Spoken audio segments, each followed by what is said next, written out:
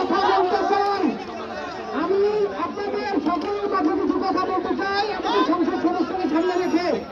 সেটা হচ্ছে আমাদের এটা কোনো রাজনৈতিক আন্দোলন নয়, আমরা ছাত্র সমাজের আন্দোলন।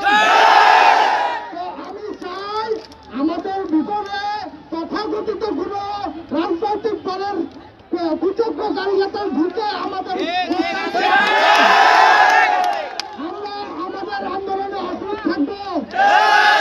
তো আমি আমাদের পঞ্চগড়ের সর্বোচ্চ সম্মানিত ব্যক্তি জনাব নাইমুজ্জামান গুপ্তা সংসদ সদস্য একশো বলতে চাই, এখানে আমরা যারা রয়েছি আমরা সকলে আপনার সন্তান সমতুল্য, আমাদের নিরাপত্তা দেওয়া আপনাদের দায়িত্ব।